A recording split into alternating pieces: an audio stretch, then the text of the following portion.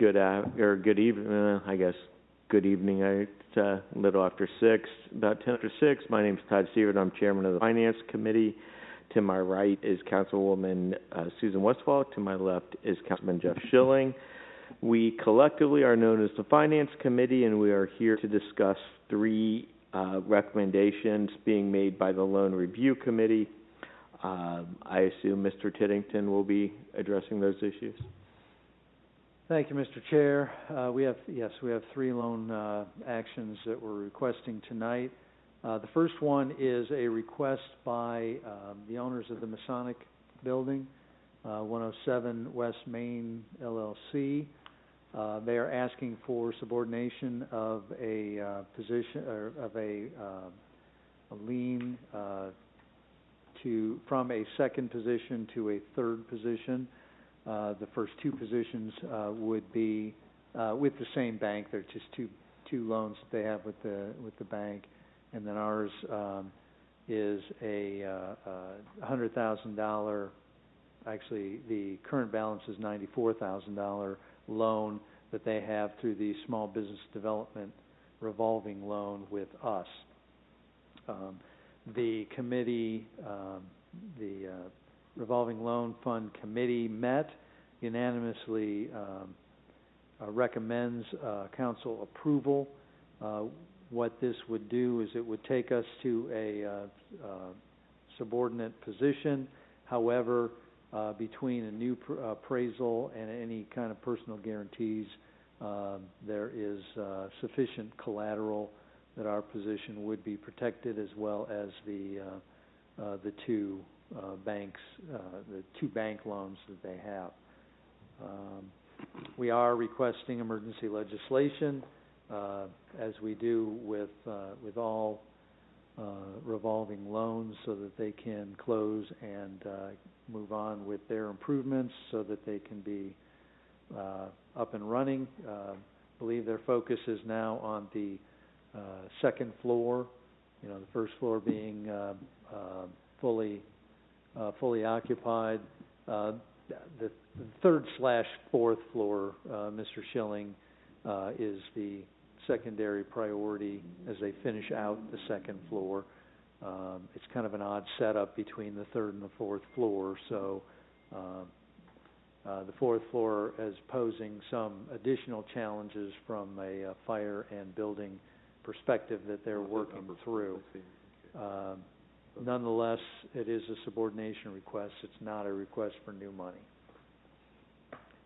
Mr. Tiddington, just briefly, since I know Ms. Westfall is relatively new to this, and I probably was not overly aware of some of the interactions of this when it comes to council, can you briefly advise what the Loan Review Committee does?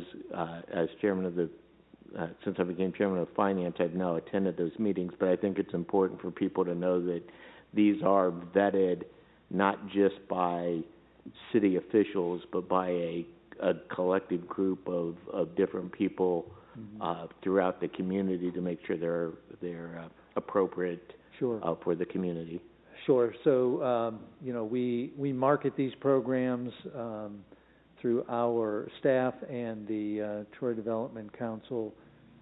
Collectively, we market these 2 loan funds out in the community when we go out and make business visits, and of course, we have other ways that we do it on social media. We have brochures. We just have word of mouth, just one-to-one contact. We typically then will invite the potential borrower in to discuss the project. City staff, including the auditor, we'll all sit down and we'll talk through, make sure that all of the documentation is available. Council has passed their set of guidelines for these loans. And so we try to follow those as much as possible, or have very good reason as to why we might want to vary on a case-by-case basis. And so we make sure that we have all the paperwork and all of the financial information. The auditor goes through it, as I mentioned, as well as the staff, and then we will set a small business development revolving loan committee, SBD committee. I'm going to forget somebody, but so I won't mention names, but the chair of the finance committee is on it. I am on it. The president of the TDC. We have a financial advisor that is on it. We have one or maybe two bankers that are on it, and typically another businessman or woman at large. And they meet, they review all the criteria, they review the loan application, they discuss the terms, and then they will make that recommendation that you see here today, and then it'll go through the committee and then through council. It can be a long process. We do try to streamline it, knowing that time is money and vice versa. And that there's an eagerness to get things closed so that they can either continue on with improvements or start improvements. One, if not both, one of our revolving loan programs requires job creation. The other one strongly encourages it. So that is a criteria that we always try to focus on. Virtually all of the loans recommendations that you get do include job growth, and so time, again, time is of the essence, which is why we have, I'll say always recommended, and council has supported emergency legislation. Yeah.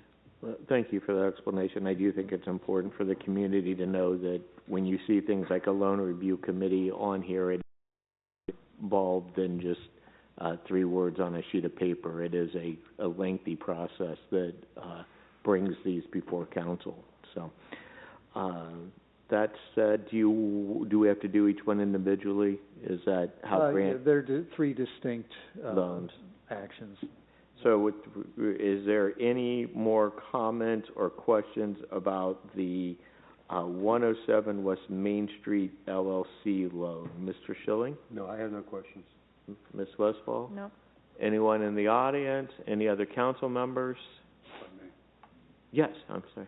Mr. Titterington, do you know, is this the final phase of the Masonic building that they're working on? Is this the completion of the build-out, or is there I'm not 100% certain, but as I mentioned, there are some 4th floor challenges, so that this may not be the final one. I'm not sure what their final plans are related to that 4th floor. Gotcha. Thank you. Anything else? No, thank you. Anyone in the audience? Okay, seeing none. Ms. Westfall, how do you wish to proceed? Move forward. And Mr. Schilling? Move forward with emergency. We have a unanimous recommendation for emergency legislation on the first Finance Committee recommendation for 107 West Main Street LLC. Could you please advise council of the second one, Sure. Mr. Titterington? Second item is a small business development loan application by Harris Jewelers. Some, if not all of you, might be aware that when Ruby Tuesdays closed, Harris Jewelers purchased that building on West Main Street. They are in the process of doing some renovations, and they have made application for a $450,000 loan on a $3.2 million project, primarily financed through personal equity, but I believe that there is some loan funds here, but they are asking for $450,000, which the SBD committee has recommended. That is 12% of the total estimated project costs. The committee has recommended a loan repayment term of 114 months at 4.25 simple interest APR. That follows the criteria, the guidelines that council set, where anything that is a loan of less than 10 years is at half prime rate. So at the time that the application was received, that would have been 8.5%. prime rate. They are asking for, and we are supportive of, or the committee is supportive of, 6 months of interest-only payments. We will have a second position on the building, and then in addition, there will be a personal guarantee from Bonnie Harris Fry, principal owner of the business. Again, as with the previous item, we are asking for consideration of emergency legislation. Any comments, Mr. Schilling? Ms. Westfall? Mr. Phillips? Yes, sir. Anyone in the audience? How would you wish to proceed? Move forward. Move forward with emergency. Okay. So unanimous recommendation that we move forward with emergency legislation on behalf of the Bonnie Harris, or I don't know if it's her, Harris Jewelers request for financing. And the third one today? The final one is a CDBG revolving loan application. That is the second of the two loan funds that we have. CDBG is can be a little bit more challenging depending on the type of work or the requested use of the funds, because you can get into prevailing wage and a lot more record keeping with CDBG, since it's a federally controlled program administered through the state. In this case, A.M. Scott Distillery, related to their Mayflower renovations, is asking for a $150,000 loan that will be used to finance equipment purchases, which simplifies matters greatly when it comes to CDBG, which is why I mentioned that. We have sufficient balances in both, but it's harder to, for the reasons I mentioned earlier, harder to use the CDBG loan funds in some cases. So when we find an application for equipment and non-labor cost items, we try to use the CDBG loan fund as much as possible. They are asking for, again, the committee has reviewed this, and they have, the committee is recommending a $150,000 loan, repayment terms of 84 months, 4.25% interest rate, since the loan is less than 10 years. Collateral would be a lien on all of the business assets, plus personal guarantee from the two principals, Tony Scott and Jessica Nielsen. We would have language included that we would be able to recall the loan if the equipment is not purchased.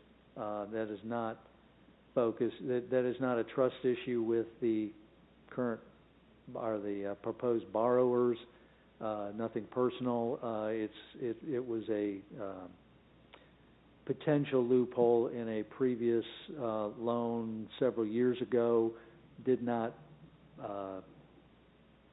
cause us any grief, could have, and so the law director has recommended that we include that language from here forward, and we have in subsequent loan applications.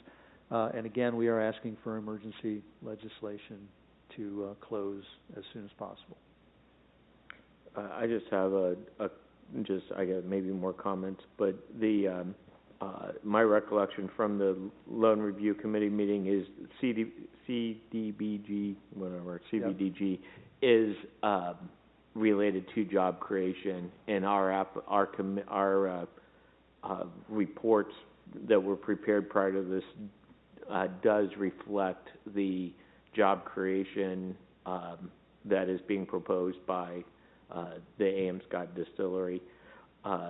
Second, much like a mortgage, I think we will put UCC financing liens on at the recorder's office for this, correct? That's correct. And then the third, just it's 1/2 of whatever prime rate is. So in our forms, we have an example 5 years at 2.75%. Obviously, prime is no longer whatever that would be, 5.5%. So it would be at the 4.25% rate. Correct. Then I'm correcting. Okay. Similar to the previous. Similar to all the previous ones. Mr. Schilling, any questions? Yes, I do. I have a question. On the equipment purchase, we're using the funds to purchase restaurant equipment. But the question is that when most of this equipment is not just plug in, you have to have it installed. And so the people that do the installation, are they going to get paid prevailing wage? Does that come into play? Now, the equipment that this would finance is basically plug-and-play equipment. Okay. It's not the equipment that would require plumbing and... So it's not like an overhead fan where they have to cut a right. hole in the ceiling and do all the electrical and all that type of stuff? Correct. Yeah, they had given us a long list of equipment, some of which they had already either purchased and were installing or, had installed. All of that was not eligible. But the equipment that we are financing, which is why it was recommended at $150,000. I believe their initial request was for $300,000 or more even, and that's what we were able to whittle it down to. So it does not, prevailing wage does not come into play at all. Okay.